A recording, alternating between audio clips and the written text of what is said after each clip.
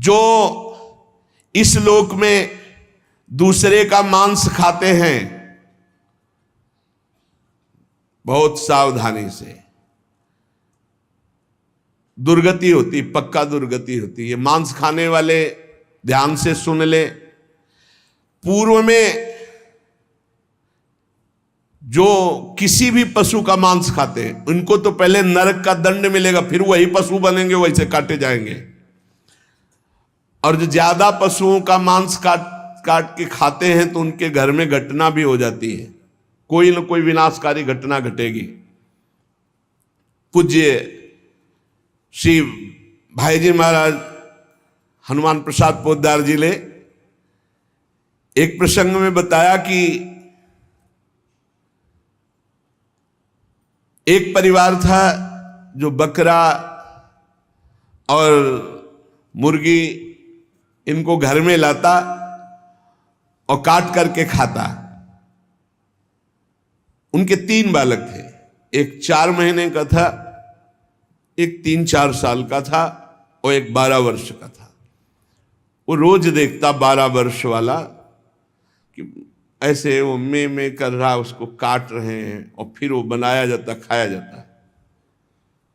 तो एक दिन अपने छोटे भाई को ले गया, उसकी बुद्धि खराब हुई और वही गड़ासा,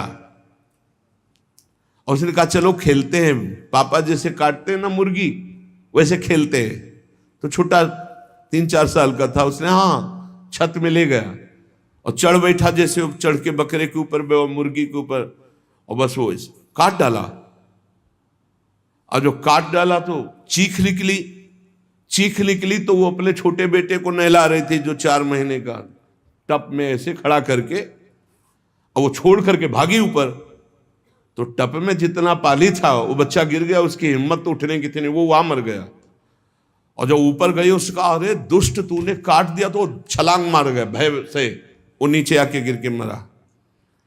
पूज्य भाई जी ने तो विस्तृत में लिखा है कि इन मांस खानों वालों के परिवारों का बहुत बुरी तरह नाश होगा, और जब ये मरेंगे तब नरक जाएंगे, और फिर जब जन्मेंगे तब ये फिर वही बकरा बकरी बनेंगे, काटे जाएंगे। होश में रहो, समय आने दो, कर्म अवश्य में भोक्तव्यम, तुम्हें भुगाएगा, रो नहीं पाओगे। एक आगरे से आते थे तो उनका नाम मुश्किल है छोड़ पाना, बड़ी मतलब एक जैसे होता है ना रंगबाजी से, आपका आदेश तो उसी का मुश्किल है छोड़ पाना। तो बढ़िया स्वर्णिम उसकी पट्टे की घड़ी और बढ़िया नक्शे से, हर दांत बता रहे थे कि हर समय पान खाते रहते हैं। 2-3 महीने में झांझरी फिर गई थी। कैसे? कैंसर डॉक्टर ने बता दिया, मुश्किल है अब छोड़ना, शरीर छूटेगा। मर गया, मुश्किल है तो शरीर ही छूट जाएगा। इसका शरीर छूटना तो मुश्किल नहीं है, क्योंकि मरण धर्मा शरीर है। होश में पूरा परिवार नष्ट हो गया। जो यहां दूसरों के मांस को खाते हैं तो बड़े बड़े हाथियों से उनको पहले कुचलाया जाता है, चिरवाया जाता है, फिर कोल्हू में पेरा जाता है। बढ़िया आनंद लो। यहां जो कर रहे हो इसका बहुत लंबा हिसाब होगा। लोग सोचते हैं कि ये गप है, 5 मिनट में हिंसा की आजीवन कारावास, लाखों जुर्माना। तुम्हें यहीं से अनुमान लगा लो, यहां तो बहुत छोटा हिसाब किताब है, वो तो अनंत ब्रह्मांडों का हिसाब किताब है। आप विद्धास्तु यैर्वेदा वन्यास्य हिताग्नि भी ता इमे शैल श्रृंगाग्रात पात्यंदी धा पुनः पुनः। जो अपने पूर्वजों को पिंडदान नहीं देता, हवन नहीं करता, शास्त्र मर्यादा के अनुसार नहीं चलता, जो बिना पाणी ग्रहण किए व्यभिचार करता घूमता रहता है, ऐसों को बड़े बड़े ऊंचे पर्वत से नीचे खोपड़ी के बल फेंका जाता है। और जब नीचे गिरता है तो बड़ी बड़ी विषैली चींटियां चिपक जाती हैं और काटती है। अब और सावधानी की बात, जो पापी पुरुष के द्वारा दिया हुआ दान लेता है, स्वीकार करता है, पापी होश में ये रुपए की गड्डी नरक पहुंचा देगी। जो पापी पुरुषों द्वारा दिया हुआ दान लेते हैं, चाहे वो यज्ञ कराने के लिए, चाहे वो किसी भी कार्य के लिए, उन मनुष्यों को पत्थर के भवन में छोटे से ऐसे गैसील, बिल्कुल गैस ऐसी जहरीली, उसमें कीड़े की तरह उन्हें बंद कर दिया जाता, बाहर से कोई वायु नहीं, बंद। अब कितने हजार वर्ष, कितनी घबराहट है। अब सोचो, पत्थर के छोटे छोटे ऐसे भवन, उनमें गैस भरी हुई जहरीली, उसमें बंद कर दिया गया। दशांश लिया जाता धर्मात्मा पुरुष का, दशांश दान है धर्मात्मा पुरुष का, 100 मेहनत से कमाए। अब अगर तुम 10 रुपए दान कर दोगे तो बहुत बड़ी बात हो जाएगी। एक गरीब आदमी बड़ी मेहनत से अपना पेट पालता था, तो एक किसी व्यापारियों के संग में था। तो सब व्यापारी बड़े बड़े अपने अच्छे पदार्थ भोजन के, वो खिचड़ी लाया था घर से, कहीं यात्रा में था। उसका नाम भोला भी था, भोला एक किसान आदमी। तो अपनी थाल में रख के पानी भरने के लिए गया, इतने में कुत्ता आ गया। एक कुत्ता खा, वो दूर बैठ गया, कुत्ते को खा दिया। सब व्यापारी उसका मजाक उड़ा रहे थे। फिर अपनी थाल ली, मांझ करके रख दिया, और जो जल था उसी को पी लिया। रास्ते में जा रहे थे, एक भयानक ब्रह्म राक्षस प्रकट हुआ। अलग अलग कोटि के प्रेत भी होते हैं, अब तो सबके होश उड़ गए। भोला एकदम सीधा आदमी था। ब्रह्म राक्षस ने कहा सबको मार देंगे हम व्यापारी। तो भोला ने कहा शुरुआत हमसे करो। तो उनका तुम्हारे ऊपर तो हाथ नहीं उठा सकते। क्यों? क्योंकि तुमने कभी बेईमानी नहीं की, धर्म से कमाए हो, और आज तुमने इतना बड़ा पुण्य किया कि भूखे थे, अपनी मेहनत की कमाई की खिचड़ी कुत्ते को खाने दिया। अगर वो पुण्य मुझे दे दो तो मैं ब्रह्म राक्षस योनि से मुक्त हो जाऊं, किसी को नहीं दंड दूंगा। तो उसने कहा कैसे दे दूं? बोले संकल्प करो कि आज की खिचड़ी जो कुत्ते ने पाई, उसका जो पुण्य हुआ मैं तुम्हें देता हूं। मैं अभी मुक्त हो जाऊंगा, नहीं सबको मार दूंगा इन व्यापारियों को। धर्म की कमाई का छोटा सा भी दान वो भगवान की भी प्राप्ति करा सकता है। दशांश धर्म के दान को कहा गया है, मेहनत की कमाई का फिर दशांश दान कहा गया। पाप कहीं दान नहीं होता, पाप कहीं दान नहीं होता। उसका विधान फिर ब्रह्म ऋषि बताते हैं कि आज तक किया, अब कभी पाप नहीं करेंगे, अब क्या करें, तो फिर उसका विधान वो बता देते हैं। ऐसा नहीं कि पाप करते जाओ, दशांश देते जाओ तो बुद्धि भ्रष्ट होती चली जाएगी। जो ये बहुत बड़ा अपराध है, उपकार करने वाले का अपकार कर देता है। कृतज्ञता, कृतज्ञ होना चाहिए। आपके लिए किसी ने उपकार किया, आपको आपका हित किया, आपके संकट में सहयोग किया, तो जीवन भर वो जब दृष्टि में आ जाए तो थोड़ा कृतज्ञ होना चाहिए। ऐसा नहीं कि उसका अपकार कर दो। जैसे गुरुदेव ने मंत्र दिया, उपासना दी, तुम्हारा उपकार किया। खोटी बुद्धि वाला जो कृतज्ञ नहीं रहता, उसको यहां तप्त कुंभ नामक नरक में गिराया जाता है। ये बहुत दुख देने वाला है, ताप ही ताप। और इसमें 80 पत्रवन नरक में जैसे तलवारें हैं, ऐसे किनारे किनारे तलवारें हैं। जिधर ये होता उधर तलवार घुसती, बार बार इसको पीड़ा होती है। फिर उसे अगले कालसूत्र नामक नरक में डाला जाता है। विश्वासघाती, गुरुद्रोही, मित्रद्रोही, इनका उद्धार बहुत मुश्किल होता है। ये यहां नरक में भोग करके भी जब जन्म लेते हैं तो कोढ़ी, दुष्ट स्वभाव वाले, सर्प आदि ऐसी योनियों को प्राप्त होते हैं। यहां जो किसी का सोना चुरा लेते हैं, यहां जो शराब पीते हैं, उन महापापियों को यहां लाया जाता है। और जो शराब पीते हुए गला हुआ लोहा उनको पिलाया जाता है। ए भैया, शराबी जो पिए हो तो बंद कर दो आज से, नहीं आगे इंतजाम कुछ और है। हाँ, जलता हुआ लोहा पिघलता हुआ पिलाया जाएगा, मरोगे है नहीं, बहुत होश में। स्वर्ण की चोरी करने वाले को वैसे ही स्वर्णिम आग के ऊपर फेंक दिया जाता है, भुनो सारे। यहां कोई मानता नहीं, कहते सब झूठ है, भोगोगे तब पता चलेगा तुम्हें। और ऐसे लोग जब नरक से लौटते हैं तो उनको यहां भारी भारी घृणित बीमारियों से पीड़ित होना पड़ता है। राजन, जो नीच, अपवित्र, पापी पुरुष है, वो जब दूसरों से दान लेता है तो नरक में जो बताया गया वो भोग भोगता है, यहां जन्म लेता है गधे का, गधा बनता है। 2 ईंट देखते रहो आराम से। किसको? जो पतितों से, पापियों से दान लेता है, वो न ऊपर तो सुना दंड, और जब मृत्यु लोक में जन्मेगा तो वो गधा बनेगा। चाहे कोई भी हो, तैयार रहो पीठ मजबूत करके ढोने के लिए भार।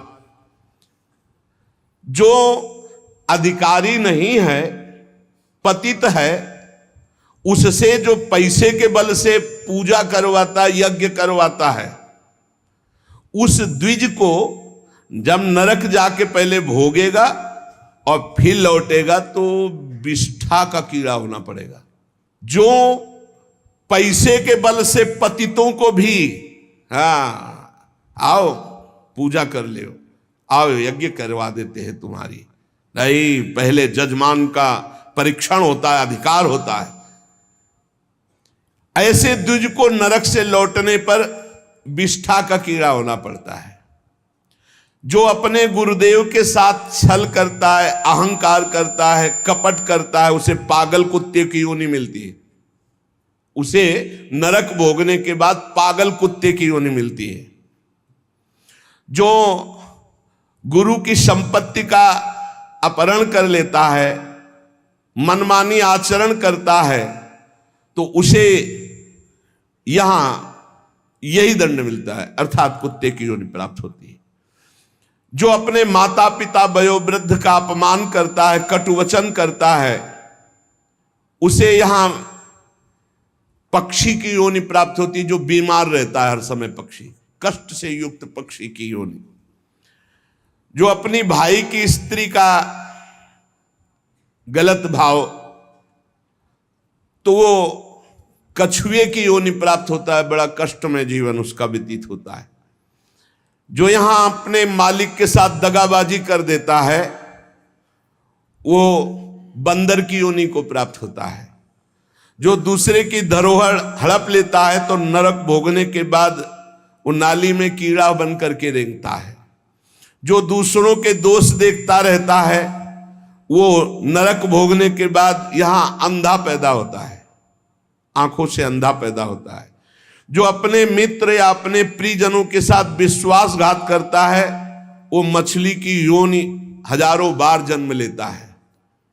जो मनुष्य यहां जौ, तिल, धान, अन्न इसकी चोरी करता है या अनाज के खेतों में आग लगा देता है, वो नरक भोगने के बाद यहां नेवला और चूहे की योनि प्राप्त करता है। जो पराई स्त्री के साथ संभोग करता है, उसको नरक भोगने के बाद यहां भेड़िया बनाया जाता है। जो पराये पुरुष के साथ संभोग करते हैं, वो वहां नरक भोगने के बाद यहां कुतिया की योनि प्राप्त होती है। कुत्ता, सियार, बगुला, गिद्ध, सांप, कौआ, इन योनियों में क्रम से जाता है जो पराई स्त्री और पराये पुरुष के साथ संभोग करता है। इसे मनोरंजन मत समझो, खिलवाड़ मत समझो।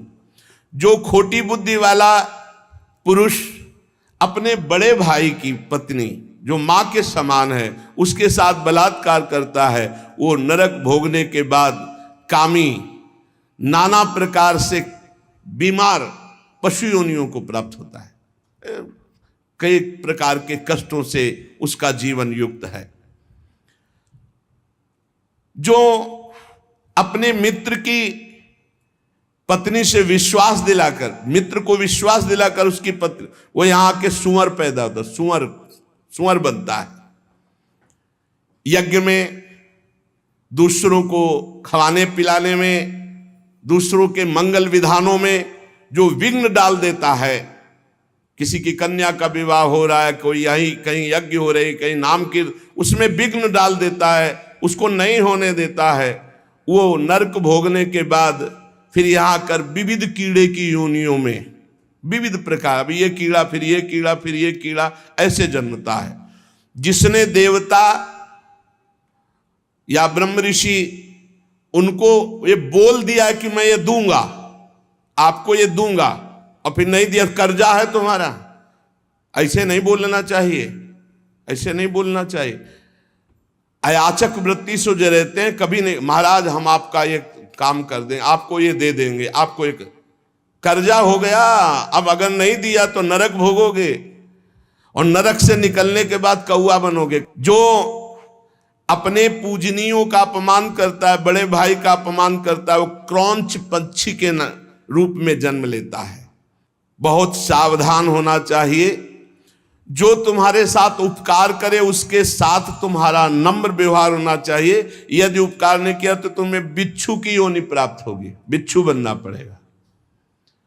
जो सोए हुए मनुष्य की हत्या कर देता है, शस्त्रहीन है या सोया हुआ है, उसकी हत्या कर देता है, या किसी स्त्री की हत्या कर देता है, या बालक की हत्या कर देता है, वो 1000 बार गधे की और कीड़े की योनियों को प्राप्त होता है।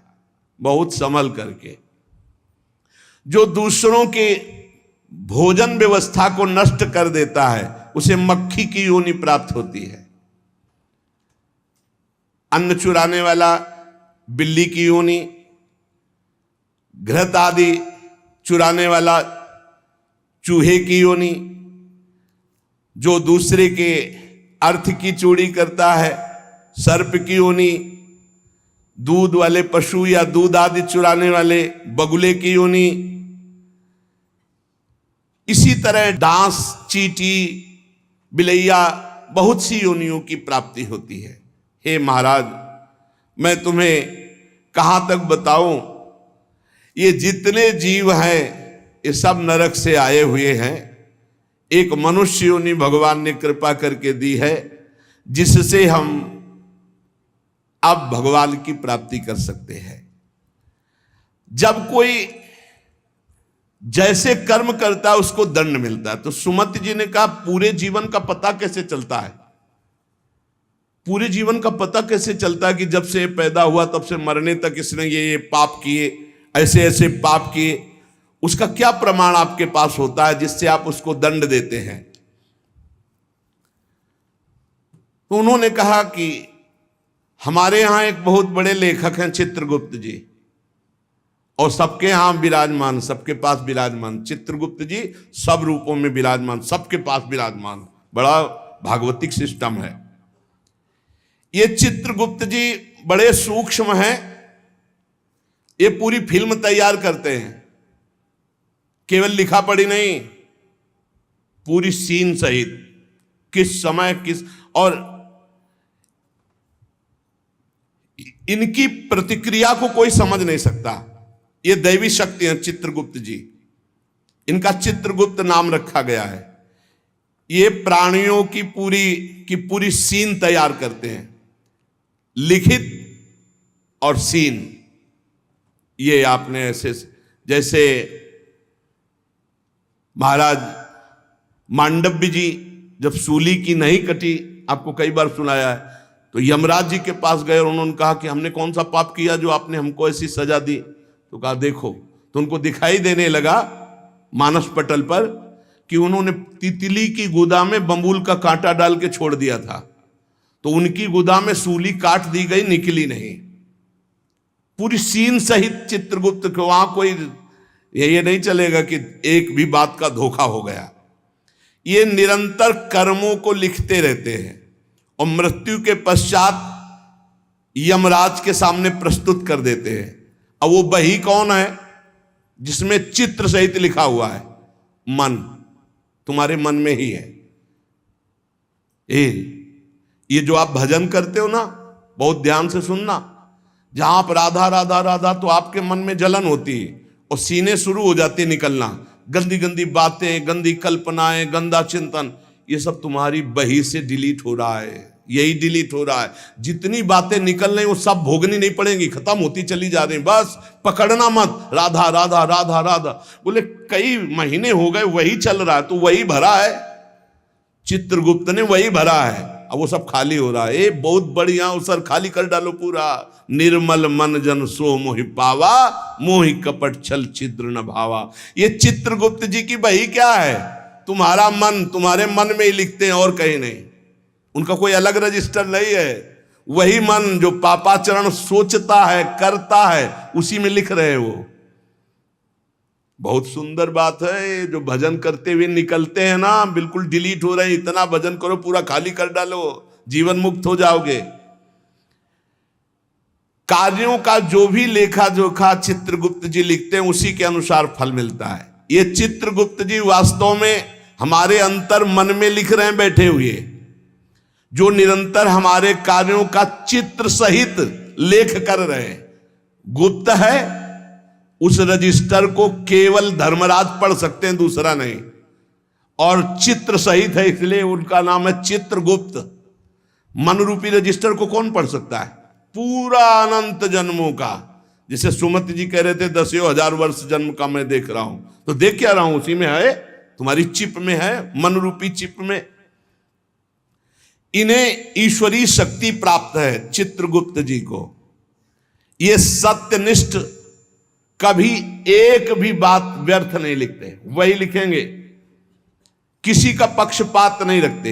ये निष्पक्ष हर कार्य भागवती की ईश्वरीय शक्ति से सुरक्षित होकर लिखते रहते हैं। और उस लेखन को, उस घटना को जैसी हुई है, चित्र सहित अंकित कर देते, चित्र सहित। कोई चित्रगुप्त की लिखी हुई बात में परिवर्तन नहीं हो सकता। तर्क वितर्क, झूठ, किसी भी तरह की अन्य घूस व्यवस्था चित्रगुप्त से नहीं चलती, क्योंकि वो गुप्त है। वो गुप्त है तो कोई तुमसे परिचय नहीं है, वो लिख हो ही रहे बैठे। और उनको कभी शिथिलता नहीं होती कि अब रात्रि हो गई, ये सो रहा है, अभी क्या लिखना। नहीं, सोते समय भी तुम्हारी क्या हरकत थी, क्या चिंतन था, क्या था, सब लिखा जाता है, रात दिन का। बाहरी तो पुण्यों को बढ़ा चढ़ा कर दिखाया जाता है, परंतु चित्रगुप्त जी आंतरिक बात लिखते हैं। जैसे आपने बाहरी 1,00,000 रुपए अमुक ने दान किए और आपका उद्देश्य था कि मेरा नाम हो जाए, तो वहां लिखा जाएगा व्यर्थ दान, 1,00,000 रुपए का, इसका कोई फल नहीं, क्योंकि समाज में तालियां और वाहवाही सुन ली है। चित्रगुप्त जी ने लिख दिया, कुछ लाभ नहीं मिला। और 1,00,000 रुपए ऐसे कि कोई जान नहीं पाया, और साधु सेवा, भगवत सेवा, गौ सेवा चुपचाप, किसी ने नहीं जाना। अब वो लिख दिया गया, ये दान इनका सार्थक है। अरे बहुत नाटक होते डोनेशन लेने के, बहुत नाटक होते। गुप्त दान होगा तो चित्रगुप्त लिखेंगे, नहीं तो जीरो, कोई उसका फल नहीं है। ये जो यश कीर्ति माइक से और जो छपवा देते हैं ना, पेपर में भी निकलवा देते हैं, अब जितने पढ़े वो सब डिलीट होता चला गया उनका पुण्य। यही तो नहीं समझ रहे। यहां जो अधिकार पदों में हैं, जो घूस लेते हैं, वो सब लिखा जा रहा है। ये न समझो कोई है बड़ा अधिकारी, वो ऐसी जगह गिरा के तुम्हें फंसा देगा कि फिर तुम्हारा अधिकार काम नहीं चलेगा। असंख्य क्रियाओं को 1 सेकंड में लिपिबद्ध चित्र सहित कर देते हैं, इतनी बड़ी सामर्थ्य है। असंख्य क्रियाओं को, असंख्य, कितने जीव हैं, असंख्य क्रियाओं को 1 सेकंड में चित्र सहित लिख देते हैं, पूरी सीन सहित। प्राकृतिक यंत्रों के द्वारा इनकी लेखनी नहीं जानी जा सकती। दिव्य पुरुष जो सिद्ध है, भगवत प्राप्त, वही समझ सकता है। चित्रगुप्त के खींचे हुए चित्र बड़े सूक्ष्म होते हैं, और ये हजारों लाखों जन्मों तक मिटेंगे नहीं, तुम्हारे मन में ही हैं। चित्रगुप्त के दरबार में स्थूल क्रिया तुम क्या कर रहे हो इसका महत्व नहीं है, भावना को, वो क्रिया कैसी भावना से वो लिखी जाती है। वहां सूक्ष्म भावनाओं से जो संकल्प बना क्रिया का, वो लिखा जाता है। गुप्त मन में एक भाग में ये लिखा पड़ी होती है, एक भाग में क्रिया का संकल्प बनता रहता है। दान, यश, कीर्ति, तपस्या, अगर ये बाहरी दिखावे के लिए है तो जीरो, वहां लिख दिया जाता है। बहुत सावधानी की जरूरत है। परमार्थ भावना से यदि कर रहे हो तो उसका फल मिलेगा, और दिखावा की भावना से कर रहे तो उसका फल नहीं मिलेगा। दिखावे की भावना वाली बात में 0 लिख देते हैं चित्रगुप्त जी। ये सत्संग है बिल्कुल सुधार के लिए। धर्म प्रचारक स्वार्थ की वासना तो परिणाम 0। धर्म प्रचारक परमार्थ की भावना तो नंबर मिलेगा। किसी को सहयोग देना और अपनी धन्यवाद कहलाने के लिए नंबर 0। सहयोग करना, उसका मंगल हो, नंबर आ जाएगा। संसार में बाह्य रूप रेखा का मूल्यांकन संसार करता, चित्रगुप्त नहीं। चित्रगुप्त जी देखते हैं कि ये जो दान किया ये अपनी चर्चा चाहता है, ये धर्मध्वजी है, ये अंदर धर्म नहीं है। तत्काल लिख दिया इसका दान व्यर्थ, इसकी कार्य प्रणाली व्यर्थ, क्योंकि इसका चिंतन प्रचार प्रसार जो भी हुआ उसमें यश कीर्ति था। अंदर के भाव को देखते हैं। केवल गुप्त विचार को चित्रगुप्त ही जानते हैं और वही उसको लिख देते हैं। भावनाओं के पीछे तुम्हारी क्रिया होती, पहले भावना, उसी भावना को चित्रगुप्त लिखते हैं। एक गरीब आदमी ने बड़ी मेहनत से कमाकर बहुत दैन्य होकर के 10 रुपए दान किए। उस 10 रुपए के दान के बराबर धनी आदमी का 10 करोड़ रुपया भी नहीं होगा। लेकिन वो गरीब आदमी जो सकुचा करके मुझ गरीब के पास क्या, और 1 रुपया 10 रुपया दिया। इसीलिए हमने देखा बड़े संतों को कि अगर किसान और गरीब आदमी 100 200 500 भी चाहे तो लाओ लाओ, और बड़े प्यार से ले लिया। और वहीं 18-20 लाख MLA दे रहे थे तो उनको जाओ नहीं। ऐसे हमने देखा, बड़े गुरुजनों को देखा जो पूर्व में संन्यास मार्ग में थे। क्यों? क्योंकि वो मेहनत से कमाया हुआ, दैन्य होकर के खून पसीने की कमाई वो दे रहा, वो भजन करवाएगा। बहुत सावधानी की। चित्रगुप्त जी दिव्य दृष्टि संपन्न है। वो सबकी सूक्ष्म गुप्त मानसिक, वहीं से सारी क्रियाएं होती हैं, संकल्प से वो सब लिखते रहते हैं।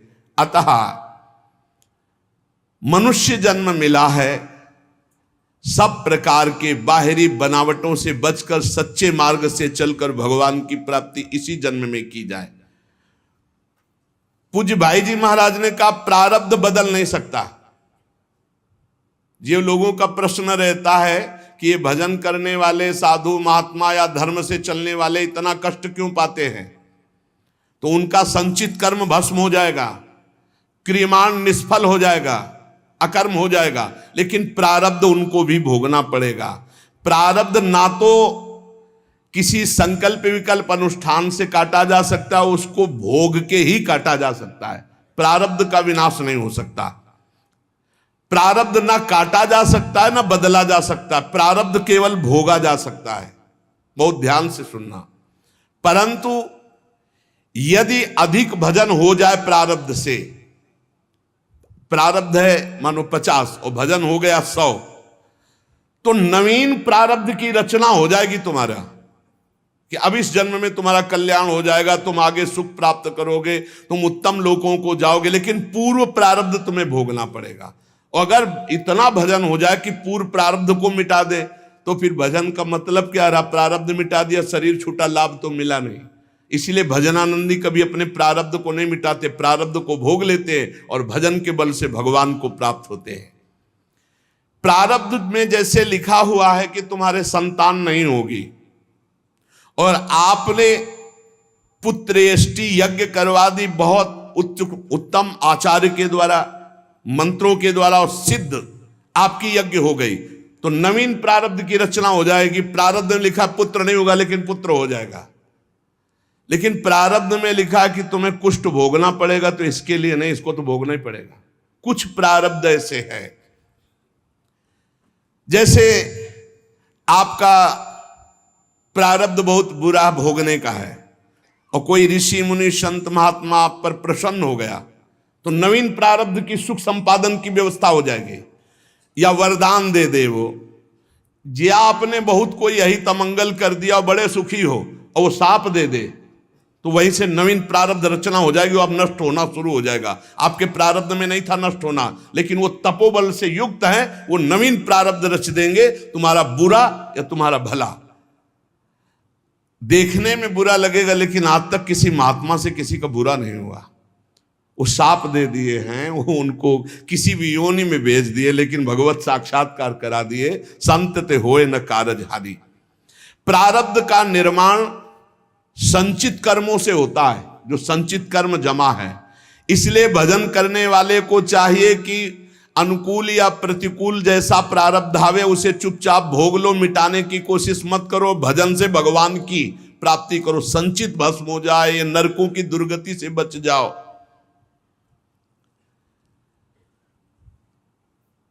भगवान के मार्ग में चलने से संपूर्ण पाप और नारकी गतियां नष्ट हो जाती हैं, बिल्कुल सिद्ध बात है।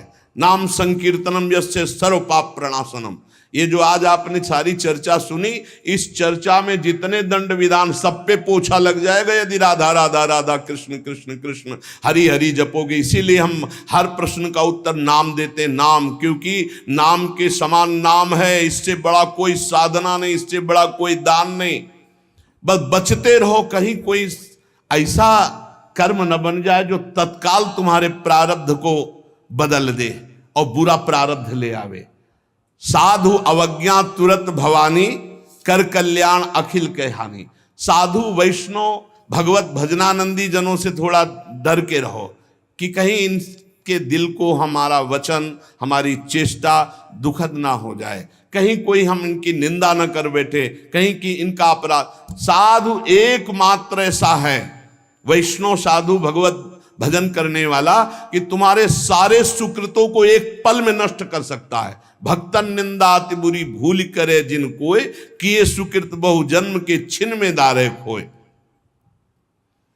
भगवान का नाम कीर्तन, भगवान की कथा में बड़ी अपार सामर्थ्य है। एक भयंकर प्रेत एक कथावाचक कथा करके जा रहे थे, तो रास्ते में वो भयंकर प्रेत प्रकट हो गया। बार बार इधर उधर उधर प्रकट होता। कई बार घटना ऐसी देखी है, आंखों देखी है। वो तभी समझ में आता प्रेत है जब कभी इधर कभी इधर, कभी सामने कभी पीछे कभी आगे। अब वो तो एक पूर्व के समय में था, तो एक हाथ में लालटेन थी संध्या के समय, एक हाथ में पोथी थी भागवत की।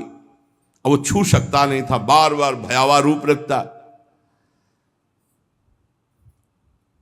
उन्होंने कहा कि हमें लग गया है पता कि आप अधोगति को प्राप्त कोई जीव हो, प्रेत योनि को प्राप्त हो। थोड़ा तो डर लग रहा है हमें, पर हमें तुम छू नहीं सकते हो, क्योंकि मैं नाम जपता हूं, मेरे साथ भागवत है। प्रेत ने आए समीप आकर कहा कि डर नहीं लग रहा तो अब मैं तुमसे बात करता हूं। मैं तुम्हें तंग करने नहीं आया। और रोने लगा। मैं अपना उद्धार कराने आया हूं। तुम पिता के समान हो, जो नाम जप करता है, भगवत चर्चा करता है, वो सारे चराचर को पुत्र के समान प्यार करता है। मैं भी तो आपका पुत्र हूं। मैं दुर्गति को प्राप्त हो गया हूं। आज तक मुझे ऐसा कोई दिखाई नहीं दिया जिससे मेरा कल्याण होता। आज आप दिखाई दिए जिससे मेरा कल्याण होगा। मैं बुढ़वा नाम का प्रेत हूं, जो पानी में ही रहता हूं पर पानी नहीं पी सकता हूं। बड़ी दुर्गति होती है। इसी तालाब में रहता हूं, रास्ते से निकलने वालों को देखता रहता हूं कि कोई ऐसा निकले जो मेरा उद्धार कर दे। मैंने कभी किसी का प्रेत योनि में कुछ नहीं बिगाड़ा है, परंतु अब मेरा चैन हट गया। अब बहुत व्यथा, बहुत कष्ट हो रहा है। हरिनाम या हरि कथा दो से ही मेरा उद्धार हो सकता है। और रो रो करके दूर से ऐसे गिर पड़ा चरणों में। तो उन्होंने कहा अगर ऐसी बात है तो आज आप चैन से जहां चाहो रह लो। कल से मैं अपने घर में आपको निमंत्रण देता हूं आना, और घर में ही हम 7 दिन भगवान की कथा कहेंगे, तुम्हारा कल्याण हो जाएगा। और हर कथा की शाम को नाम कीर्तन तुम्हारे लिए करेंगे। पंडित जी ने उसके प्रारब्ध को नष्ट कर दिया। 7 दिन की कथा, 7 दिन का नाम कीर्तन, वो बुढ़वा प्रेत भगवान के धाम को गया। जैसे 7 दिन की कथा धुंधकारी को परम पद। भगवान का नाम और भगवान की कथा ही नारकी योनियों से बचा सकती है। इसलिए सबसे प्रार्थना है, जितना बने राम कृष्ण हरि जपो, राधा राधा जपो। जहां कहीं भगवान की कथा सुनने को मिले विशुद्ध, वहां कथा सुनो। अगर बन जाए तो दूसरे का हित करना, कभी पाप मत करना, क्योंकि ये पाप निश्चित भोगना पड़ता है, बड़े बड़ों को भोगना पड़ता है। अवश्यमेव भोक्तव्यम कृतम कर्म शुभाशुभम। इसलिए डरते रहो कोई पाप न हो, और खूब नाम जप करो, भगवान नाम कीर्तन करो, दूसरों का मंगल करो, दूसरों की सेवा करो। परहित सरिस धर्म नहीं भाई, पर पीड़ा सम नहीं अघमाई। जो दूसरों को दुख देते, बहुत पाप बोझा लाद करके फिर नरक जाते हैं। इसलिए खूब नाम संकीर्तन करो, भगवत चर्चा करो, नाम जप करो। शेष चर्चा आगे। श्री राधा वल्लभ लाल की।